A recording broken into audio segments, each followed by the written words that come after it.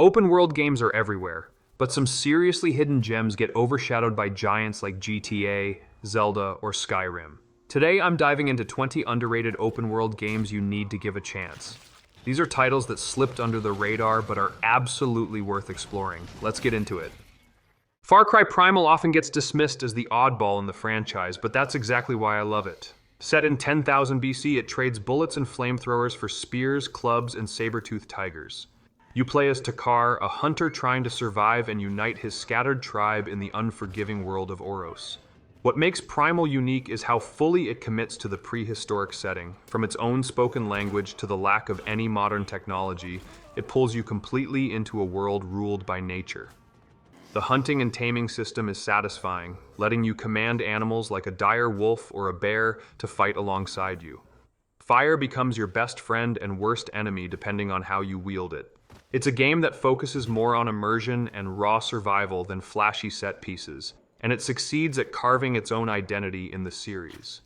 If you're burnt out on modern shooters and want something primal, literally, this game is a criminally overlooked journey into our violent past.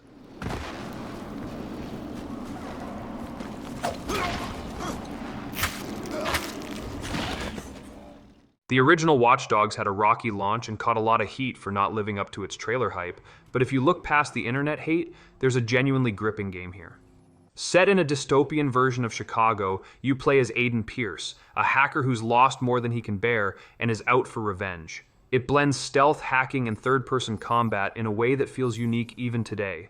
The city itself is alive, not just visually, but digitally. Every person you pass has a story, a background, even a bank account to rob. What hooked me was the hacking mechanic, turning traffic lights, power grids, and security systems into tools of chaos. The story isn't perfect, but the atmosphere is moody and grounded, and the vigilante angle gives it a gritty tone missing from most open-world games. It might not be revolutionary, but it quietly paved the way for better sequels, and as a standalone experience, it deserves way more respect than it gets.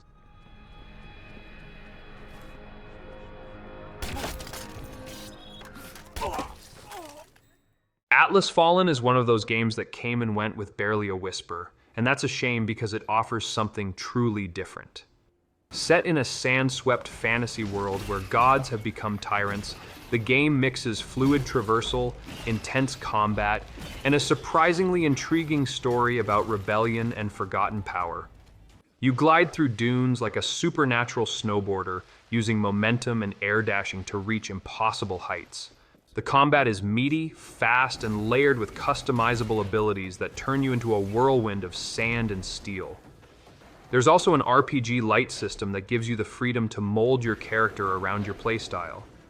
Sure, the dialogue isn't winning any awards, but the lore, world building, and slick mechanics make up for it.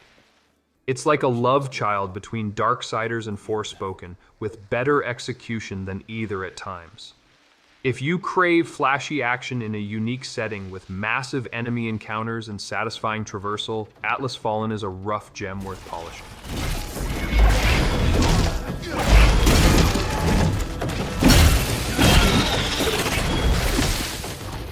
Sable is unlike anything I've played in years.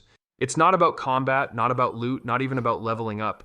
It's about discovery, reflection, and taking in the world at your own pace. You play as Sable, a young girl leaving her tribe to embark on her coming-of-age journey across a vast desert filled with ancient ruins, nomadic people, and remnants of forgotten civilizations. The art style looks hand-drawn, almost like a living comic book, and the soundtrack by Japanese Breakfast wraps the whole experience in a blanket of mellow emotion. There are no enemies, no game over screens, just exploration and soft puzzle solving. It feels spiritual, almost meditative, like Journey or Shadow of the Colossus in its quieter moments. It doesn't try to impress you with spectacle. Instead, it asks you to slow down and feel the world. If you're looking for something soothing, introspective, and genuinely beautiful, Sable is a breath of fresh air in a world of noisy open-world chaos.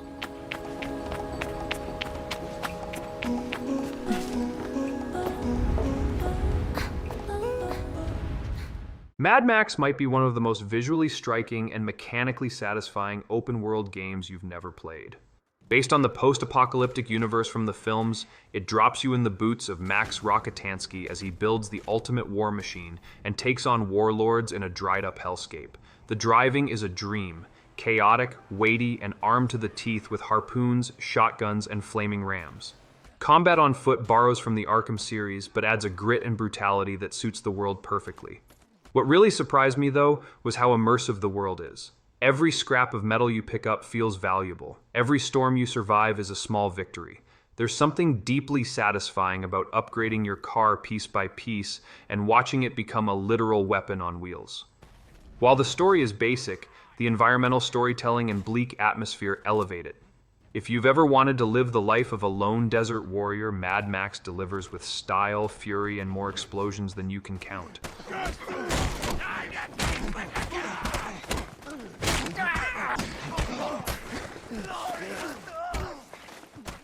Gravity Rush 2 isn't just a sequel, it's a bold evolution of one of the most inventive open-world games ever made. You play as Kat, a gravity-shifting heroine who doesn't run across rooftops. She soars, plummets, and glides through the sky like a human comet. Set in a vibrant, floating city above the clouds, the game combines anime-inspired storytelling with jaw-dropping vertical exploration. What makes it so special isn't just the mechanic of defying gravity, but how it makes you feel completely untethered from the laws of traditional movement. The world is brimming with personality, strange creatures, political tension, and colorful citizens all woven into Kat's personal journey. The combat is kinetic and wild, using gravity itself as a weapon. It's a game that dares to be different and succeeds. Despite critical praise, it flew under the radar for most players. If you're craving something whimsical, exhilarating, and artistically brilliant, Gravity Rush 2 deserves your full attention.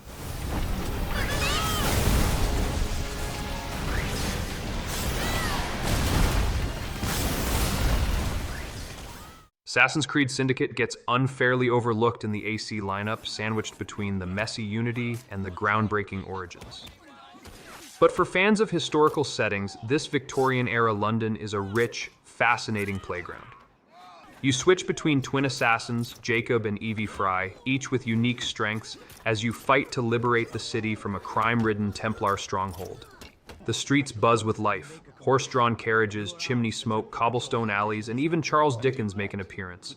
The zip-line grappling hook is a game-changer, making vertical exploration snappy and stylish. Unlike other AC titles, Syndicate leans heavily into gang warfare, allowing you to build a faction and take over districts like a proper underground boss. It may not have redefined the franchise, but it perfected the old formula before the series shifted to RPG territory. If you want a classic Assassin's Creed experience with smart characters and a slick industrial setting, don't skip this one. Help! Help!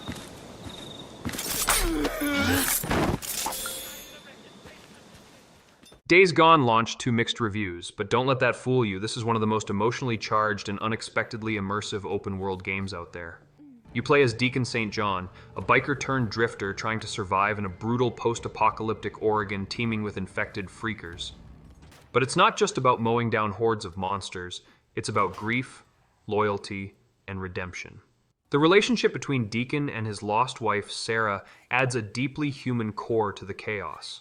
The world itself is gorgeous yet hostile.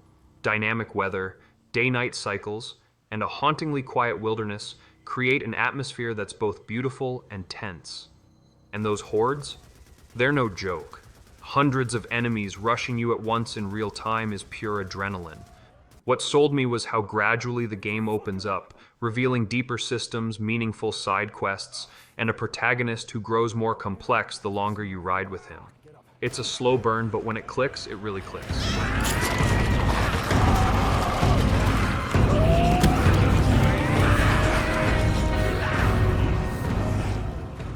Driver San Francisco is one of the most unique open-world driving games ever created, and it's criminally underappreciated. Instead of just racing or crashing cars, you actually shift between drivers, teleporting from vehicle to vehicle mid-chase like a ghost in the machine. It sounds bizarre, but it's genius. You play as Tanner, a cop in a coma imagining a dreamlike version of San Francisco, and this mechanic is how the game represents his fragmented consciousness.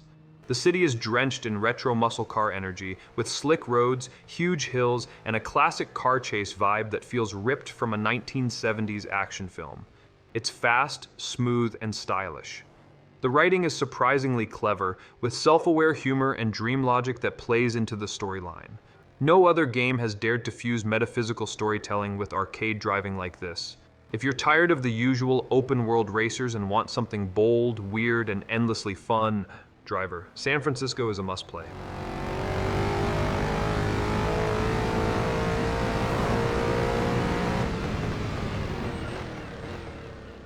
Generation Zero is one of the most quietly eerie open-world experiences you'll find, and it nails the post-apocalyptic atmosphere in a way that few games attempt.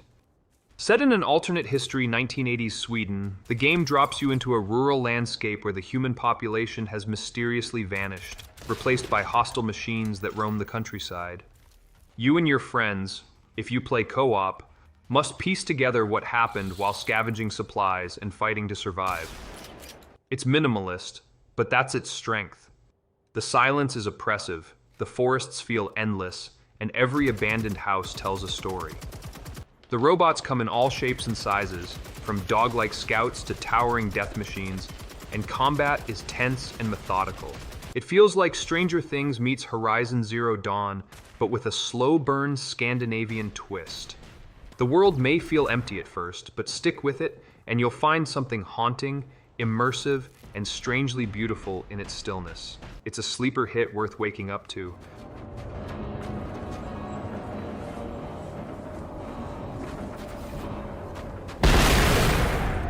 Just Cause 3 is chaos, glorious, unfiltered, rocket-launching, wingsuit-gliding chaos. You play as Rico Rodriguez, a one-man army returning to his homeland of Medici to topple a dictator in the most over-the-top way possible, by blowing up literally everything. While many open-world games take themselves seriously, this one embraces pure action movie absurdity. The grappling hook, parachute, and wingsuit combo is nothing short of genius. It turns traversal into a playground of stunts and experimentation. Want to tether a helicopter to a gas tank, launch it into the sky, and explode it mid-air? Go for it. The world of Medici isn't just beautiful, it's destructible, and the game rewards you for turning military bases into flaming wreckage. Critics sometimes knocked it for a repetitive mission structure, but they missed the point. This isn't a checklist game, it's a sandbox for your inner stuntman. If you crave mayhem and freedom with zero hand-holding, Just Cause 3 is the perfect explosive outlet.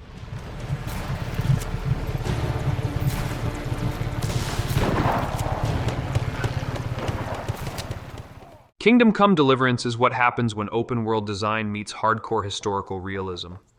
Forget dragons and magic. This is a grounded, brutal, and meticulous dive into 15th century Bohemia. You're not a chosen one, you're Henry, a blacksmith's son thrust into a world of war, politics, and survival after tragedy strikes his village. What sets the game apart is its authenticity. Combat isn't about flashy combos, but timing, angles, and stamina. You need to eat, sleep, read, and even learn to fight properly. The dialogue is complex and shaped by your choices and reputation, and the countryside isn't just background, it's a living, breathing part of the story. No GPS markers or fantasy shortcuts here, you learn the land by living in it. Kingdom Come demands patience, but it rewards you with a rich, immersive world few games can match. It's one of the most ambitious RPGs ever made, and if you're up for the challenge, it's an experience you won't forget. I'll slaughter you!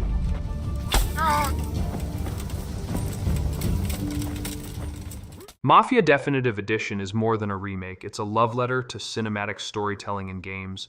Rebuilt from the ground up, it takes the original 2002 cult classic and transforms it into a visually stunning, emotionally powerful narrative experience. You play as Tommy Angelo, a cab driver who slowly rises through the ranks of the mob in 1930s Lost Heaven. The world may not be filled with collectibles or endless side quests, but that's its strength. Every mission is crafted like a scene from a gangster film, complete with moody lighting, jazzy music, and period-accurate cars. The driving feels heavy and grounded, adding to the immersion, and the dialogue is sharp and dramatic. Unlike other open-world games that overwhelm you with content, Mafia gives you just enough freedom to explore while keeping the story tight and focused. It's not about quantity, it's about quality. If you love The Godfather or Goodfellas, this is the closest you'll come to playing them.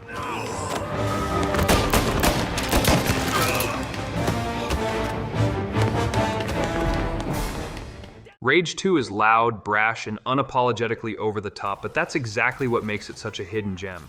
It throws you into a neon-drenched Mad Max meets Borderlands wasteland and arms you with superpowers, wild weapons, and a pink shotgun blast of attitude.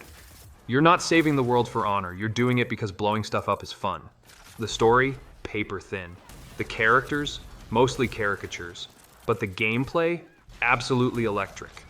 Gunfights feel like first-person Doom with powers. Dash, slam, lift enemies into the air, then shotgun them mid-fall.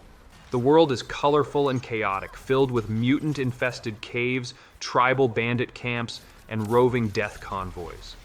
It's not about deep RPG systems, it's about pure adrenaline-fueled action.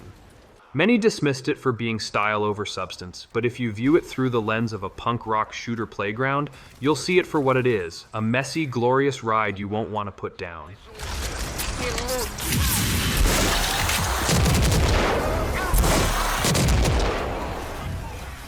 Red Faction Guerrilla is the poster child for how satisfying destruction in games can be. Set on Mars, it flips the traditional open-world formula by letting you dismantle buildings piece by piece using a sledgehammer, explosives, or a giant mining mech. Unlike scripted explosions, everything in this game is driven by physics. You can take down entire bases by destroying structural supports and watching the chaos unfold in real time. You're part of a resistance movement fighting for freedom from an oppressive corporate regime, and while the story is decent, the real joy lies in experimenting with how to creatively demolish enemy infrastructure. Want to topple a radio tower onto a Jeep convoy? Done. Burrow through a wall and sneak in? Absolutely. Mars itself may be dusty and barren, but the tools you're given make it endlessly fun. It's a game that asks not, can you blow it up, but how do you want to? And that's a question worth answering.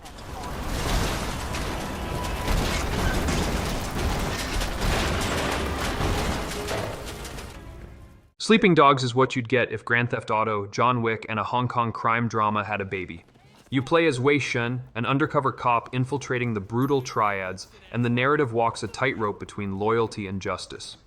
What makes the game truly stand out is its melee combat system. It's fluid, brutal, and stylish, with bone-cracking finishers and environmental takedowns that let you slam enemies into car doors or electrical panels. The open-world version of Hong Kong is compact but dense, filled with neon-soaked alleyways, bustling markets, and hidden collectibles.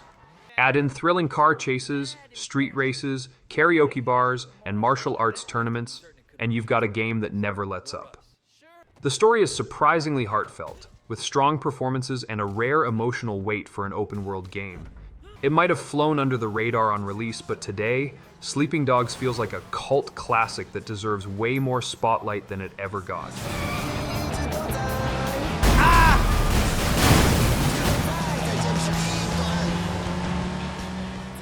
If you've ever wanted to play a punk rock energy drink commercial on fast forward, Sunset Overdrive is your game.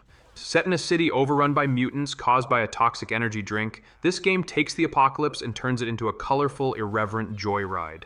It's all about style, momentum, and over-the-top weapons. Think teddy bear rocket launchers and vinyl disc throwers. Movement is where it shines. Wall running, rail grinding, and mid-air acrobatics are baked into the core gameplay, and standing still is practically punished. You're encouraged to never touch the ground.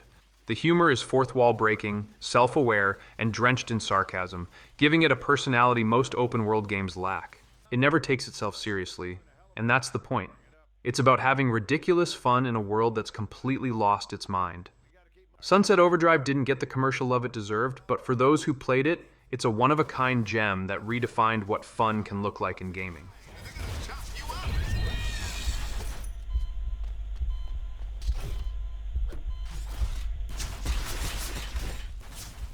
The Saboteur is one of those rare open-world games that slip through the cracks. But once you discover it, you wonder how you ever missed it.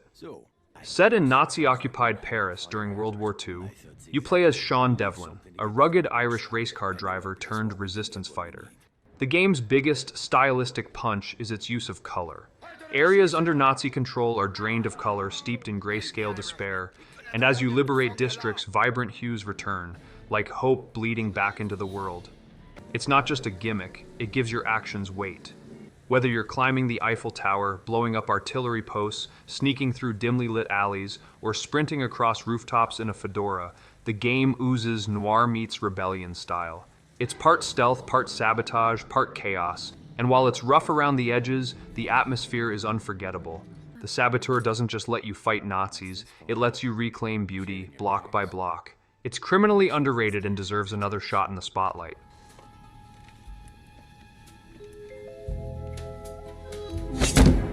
One day you'll have to tell me how you came by these scars. Submerged Hidden Depths is a rare kind of open-world game. Quiet, gentle, and completely non-violent.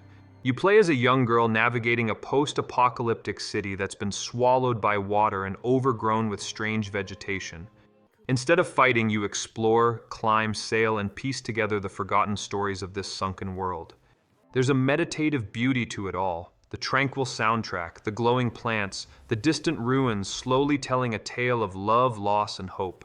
The boat becomes your trusted companion, guiding you between flooded skyscrapers and forgotten temples. If you're burnt out on loud, chaotic games, this is your escape. A peaceful, emotionally resonant adventure that asks you to slow down and take in the view. It's short, it's simple, but it leaves an impression. Submerged might not make headlines, but it carves out a much-needed space for serenity and reflection in the open-world genre.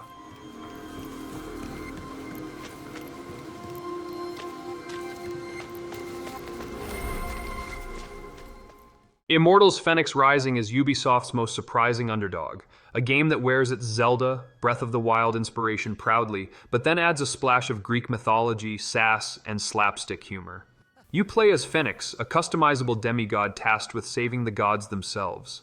The game's charm lies in its tone. Narrated by a bickering Zeus and Prometheus, it's full of playful banter, cheeky jokes, and tongue-in-cheek takes on Greek legends. The world is vibrant, bursting with color and puzzles, and traversal is fluid thanks to gliding, climbing, and mythical mount riding. Combat mixes swordplay, godly powers, and precision archery into fast-paced encounters, and the Vaults of Tartaros, the game's dungeon equivalents, challenge both reflexes and brains. Immortals was overshadowed by bigger titles at launch, but it's a polished, lighthearted, and genuinely fun take on mythology and open-world adventuring that more people need to experience.